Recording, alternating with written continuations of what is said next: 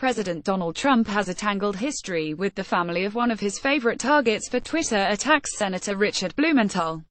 Trump in the 1990s waged a years-long court battle with the Connecticut Democrat's father-in-law, Peter Malkin, over control of leases in one of New York City's most iconic properties, the Empire State Building. "It was a royal battle," said Raymond Hannigan, a lawyer with the law firm Herrick Feinstein, who was involved in the conflict and at one point represented the Trump Organization.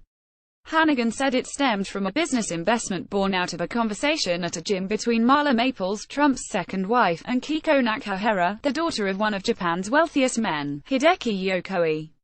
Yokoi held title to the building, and his daughter told Maples she wanted to talk to Trump about a possible deal to give him a stake in the building, Hannigan said.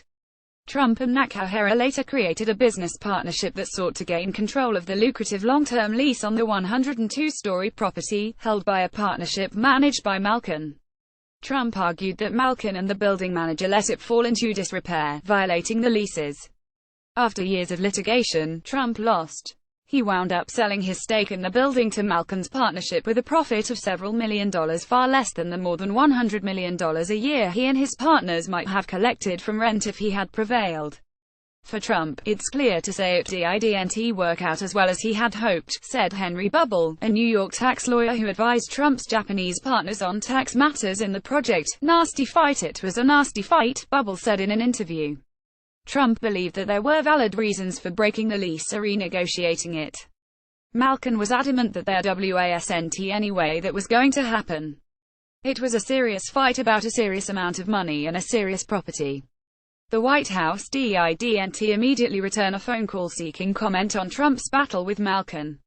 Asked about the Empire State Building connection on MSNBC on Tuesday, Blumenthal said he had no idea what's in the president's head. This year, Trump has unleashed several tweet storms against Blumenthal, a former U.S. attorney and Attorney General of Connecticut, who played no role in his father-in-law's business. Blumenthal has repeatedly raised concern about possible ties between the president's campaign and Russia.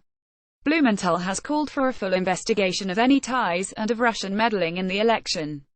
The senator also is a sponsor of legislation that would make it harder for Trump to dismiss the special counsel leading a criminal investigation of the matter.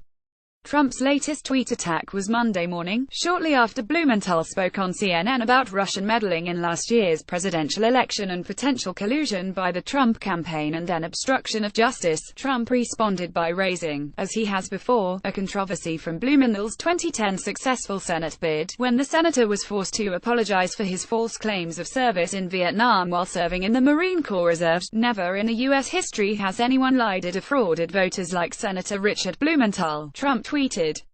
He added that it was all a lie. "He cried like a baby and begged for forgiveness like a child.